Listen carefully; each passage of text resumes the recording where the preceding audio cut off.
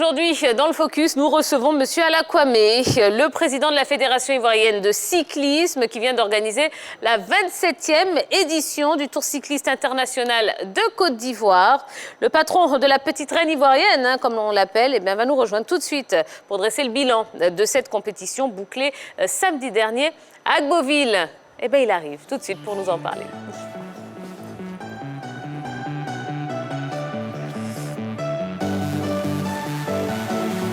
Bonsoir. Bonsoir, bonsoir, monsieur Kwame.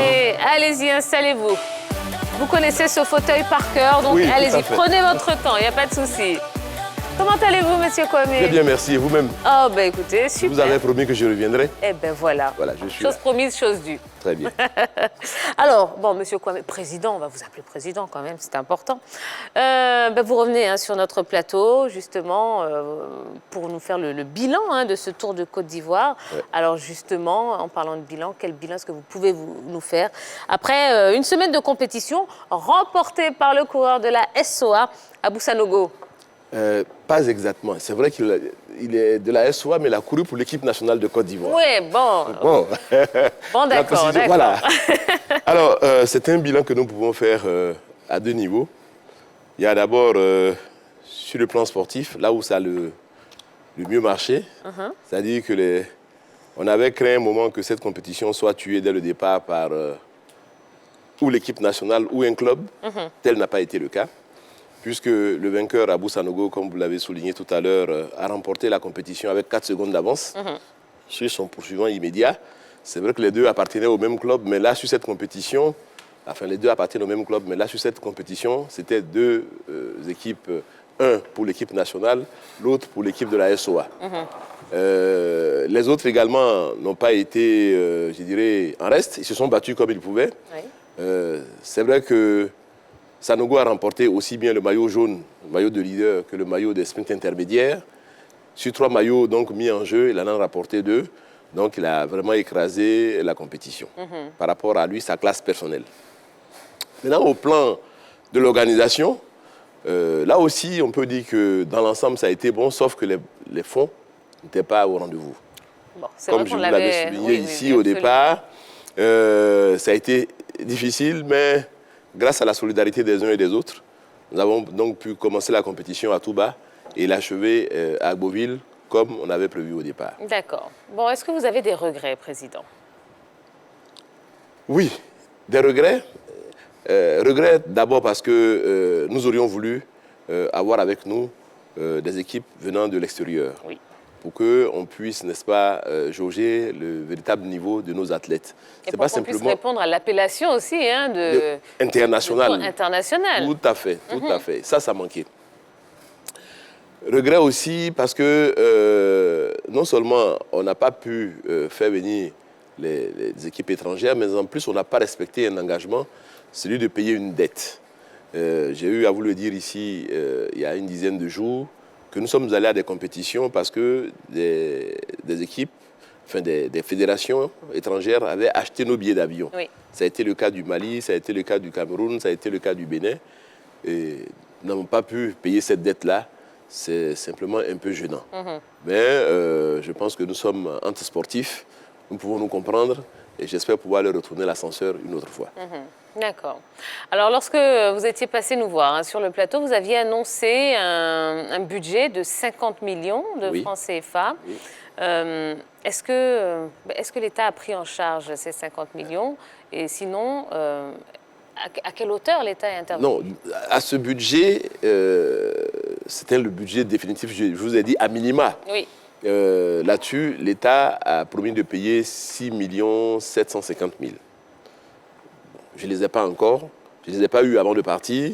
Donc maintenant que nous avons fini la compétition, j'espère que je vais pouvoir présenter les factures et qu'elles me seront remboursées.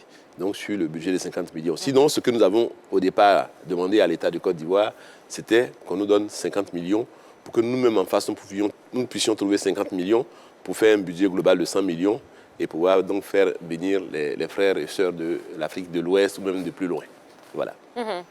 Et l'État n'a pas joué sa partition, c'est ce que vous êtes en train de nous faire comprendre? Oui, je veux dire que les 6,5 millions n'ont pas encore été payés. Mais là-dessus, j'ai eu quand même un engagement une promesse, Oui. je pense, forte du directeur général des sports qui m'a dit que les factures qui seront présentées seraient prises à hauteur de 6 750 000. Président, on sait que ce genre de compétition, normalement, attire énormément d'entreprises Oui. pour leur visibilité. Pour un budget qui, normalement, devait être de 100 millions de francs CFA, quelles sont les difficultés auxquelles vous avez été confrontés pour ne pas pouvoir les réunir? En réalité, mon sponsor leader qui prend en charge, je dirais, pratiquement les 2/3 de cette somme, a répondu. Il a répondu favorablement. Au dernier moment, il y a un sponsor qui venait quand même dans des proportions assez intéressantes qui nous a lâchés. Mais je comprends, parce que celui qui l'a fait venir, c'est Francis Ducreux, j'ai eu à vous le dire Oui. aussi la dernière fois ici. Et Francis Ducreux est décédé. Et étant décédé, peut-être que le sponsor n'a plus jugé utile d'associer son image à la Fédération ivoirienne de cyclisme, enfin en tout cas autour de Côte d'Ivoire. Et ça fait un trou important dans notre budget. Autrement, nous-mêmes, avec nos sponsors, nous aurions pu réunir très facilement les 50 millions. Mais avec ce départ de ce sponsor, ça posait une difficulté. Et puis bon, l'État ne pouvant que donner 6,5 millions, bon, ben, on s'en est contenté. D'accord. Bon, on va revenir sur le volet technique de la compétition, de la course. Qu'est-ce que vous avez pensé du niveau, justement, de cette course, malgré l'absence des coureurs étrangers? Oui, ce qu'on souhaitait justement, c'était de faire en sorte qu'il y ait une certaine indécision jusqu'à la fin. Et là-dessus, je pense que nous avons eu le nœud creux de mettre en face des 6 autres équipes de clubs, une équipe nationale. Autrement, si on avait simplement demandé une compétition de club, comme on le sait tous, la SOA aujourd'hui plane sur toutes les compétitions que nous organisons ici à Abidjan ou aux alentours d'Abidjan ou même en dehors même de la capitale. La SOA aurait, dès les premières étapes, aligné 6 cyclistes. Ça aurait tué tout suspense.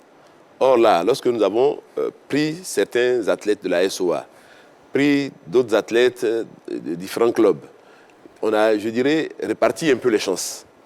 Et voilà que Abou Sanogo, qui est, vous l'avez dit tout à l'heure, sociétaire de la SOA, a couru contre Traoré Souleymane, qui est resté à la SOA. Et la bataille a été vraiment épique. Comme je vous le dis, c'est 4 secondes que Abou a pu... Il avait commencé par 2 secondes, je crois. Oui, 2 secondes. Ensuite, Traoré Souleymane est revenu à 1 seconde. Il a réussi à mettre 2 autres et finalement, il en a fait 4. Bon, autrement, si c'était la SOA elle-même en tant que telle, je pense que les choses auraient été pliées dès le départ. Et ça, nous avons souhaité l'éviter et je pense qu'on a eu le nœud creux de le faire. Et dans l'ensemble, les moyennes auraient pu être meilleures. Elles auraient pu être meilleures parce que les cyclistes qui sont là, on leur a dit qu'ils devaient préparer aussi bien le tour Chantal Biya qui va se dérouler dans une dizaine de jours que le tour du Faso qui va se dérouler d'ici la fin de ce mois, du mois d'octobre.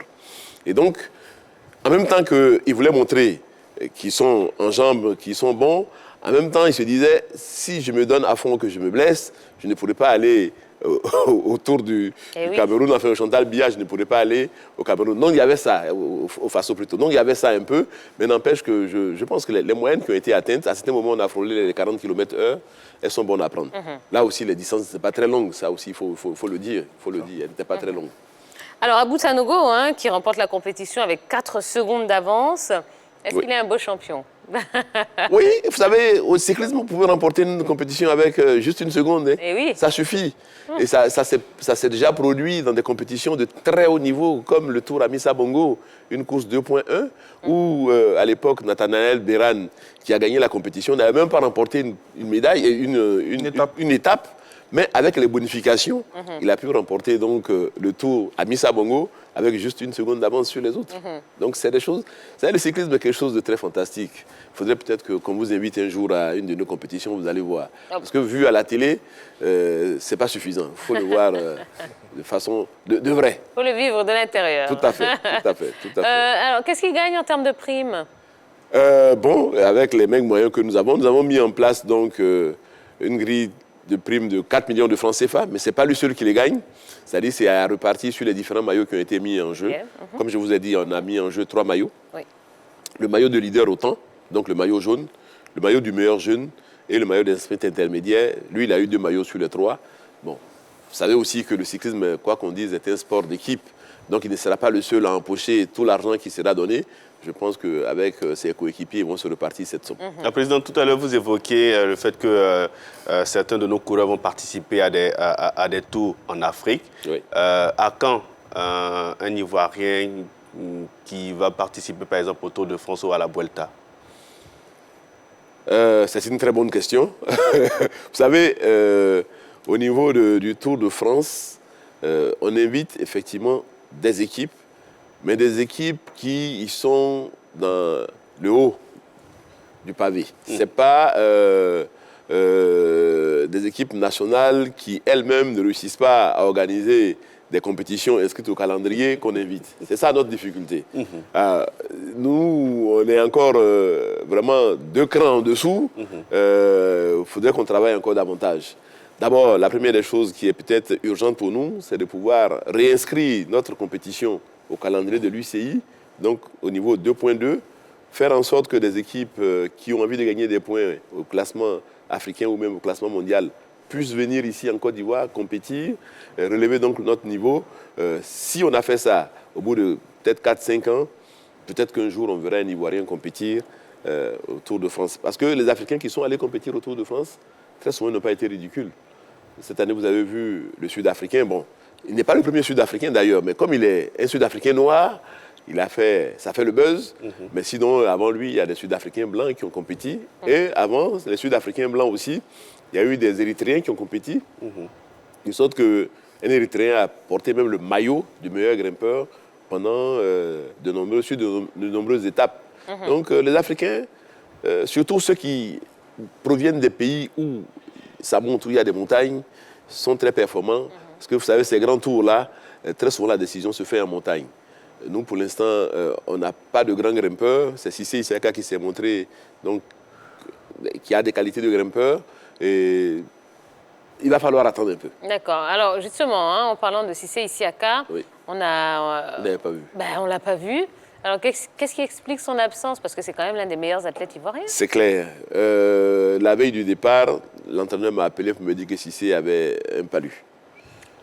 Ouais. Et il m'a appelé lui-même pour me dire que vraiment il avait un palu, mais qu'il me faisait la promesse de continuer de s'entraîner parce qu'il savait qu'après le Tour de Côte d'Ivoire, il aurait eu donc le Tour Chantal Biya où il a de très nombreux supporters. Et je pense qu'il fera l'effort de ne pas manquer ce rendez-vous. Et il est attendu, peut-être même qu'il est plus populaire au Cameroun qu'en Côte d'Ivoire parce que, comme je vous dis, il a vraiment des supporters, des gens qui se déplacent de ville en ville pour le suivre.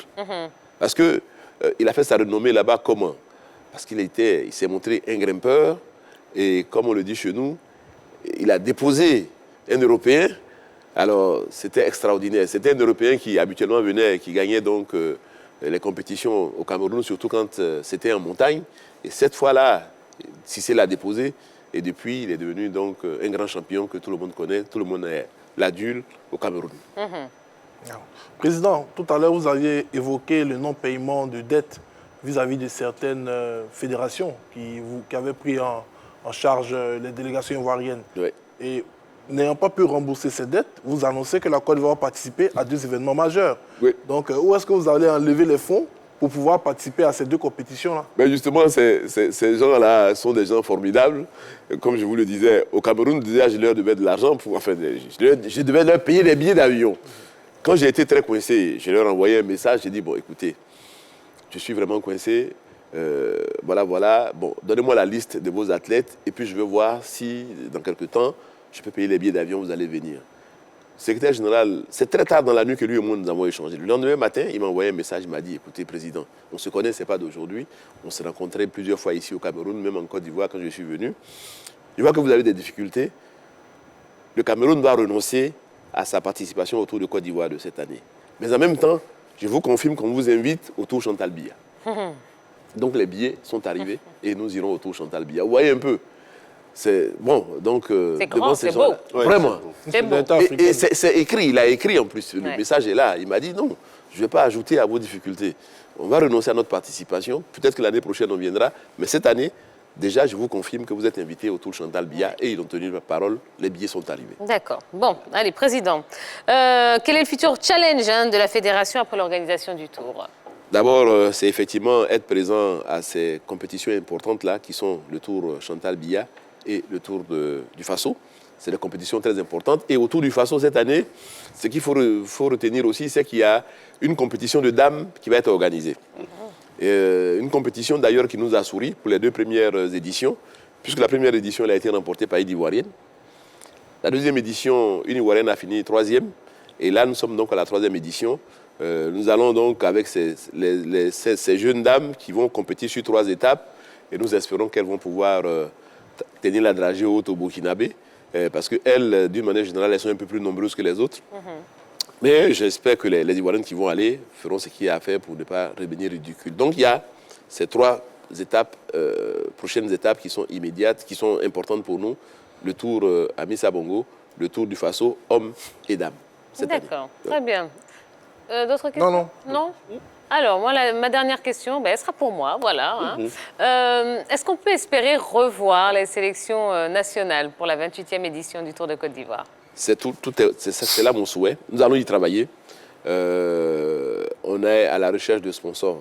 Et nous pensons que ce que nous avons démontré en tant qu'organisateurs dans cette année autour de la compétition, pendant la compétition du 27e tour, la 27e édition, je voulais dire, je pense que cela va permettre à d'autres sponsors de venir. Et avec les émissions télé que nous faisons, où nous expliquons ce que nous faisons, nous pensons qu'effectivement, d'autres sponsors vont venir vers nous, vont venir s'ajouter à notre sponsor leader et les 2 autres sponsors qui ont été avec nous. Et nous espérons avoir plus de gens avec nous.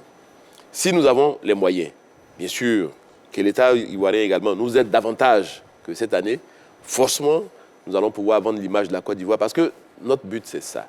C'est vrai, faire une compétition sportive à un certain niveau, mais en même temps, vendre l'image de la Côte d'Ivoire, montrer qu'on peut circuler en Côte d'Ivoire, aller du nord au sud, d'est en ouest, montrer que la Côte d'Ivoire a des potentialités touristiques. Tout le monde s'émerveille en regardant le Tour de France ou le Tour du Faso. Ça aussi, nous pouvons le réaliser. Si nous avons les moyens, nous pouvons faire exactement comme le Tour de France ou le Tour du Faso. Voilà, donc c'est une question de moyens, mais on ne désespère pas, on espère qu'on aura ces moyens-là un jour, parce que par le passé, il y a eu des moyens qui ont été dégagés. Donc cela est l'ordre du possible. Et je tiens à revenir sur ce que je vous avais dit la dernière fois. Nous sommes arrivés à Diokwe, ça a été une étape fantastique. Ah! Fantastique. Ah! Vous l'avez dit. Les autorités étaient là. Président, je vous l'avais dit. Oui. Oui, je suis... C'est le chauvinisme là qui parle. Je vous l'avais dit. Non, mais c'est vrai que, bon, il y a eu Diokwe, d'abord un peu à Touba, Diokwe, et puis également Tabo. C'est des villes qui ont eu la palme de la mobilisation. Ouais. Les autorités, les plus hautes autorités de la ville sont venues nous accueillir, ont assisté à la compétition jusqu'à la fin. Quelquefois même nous ont reçus à manger. Ça vaut la peine d'être dit à la télévision. Eh bien, merci beaucoup. Et on l'a vu, on a vu les images, il y a une belle mobilisation. Et voilà. Pas un mot en langue quand même pour remercier les parents. Bon. Je ne vous ferai pas ce plaisir. Voilà. En tout cas, je l'avais annoncé sur ce même plateau. Je vous avais dit, Diokwe, ce sera extraordinaire. Oui, non, voilà. Mais c'était extraordinaire. Voilà. C'était extraordinaire. Tout le monde les chefs traditionnels, tout le monde était là. J'ai même eu un boubou. Ça va accueillir. Un boubou, ouais, je l'ai. J'aurais dû venir avec ça sur le plateau. Bon, Président, merci beaucoup. C'est moi qui vous remercie. Et puis, j'ai quand même souffert de ce que vous n'êtes pas venu au début. Votre équipe est arrivée, je crois, sur la fin. Il faut que je vais leur tirer les oreilles. Il faut que la 3 soit là. Il faut que la 3 soit là. Il faut nous aider. On le fera avec grand plaisir. Il faut nous aider. Bon, allez, merci. Comme on dit, jamais 203. Donc, exactement. vous attend pour le 3e passage. D'accord, avec plaisir. De la Grande Île. Avec plaisir, avec plaisir.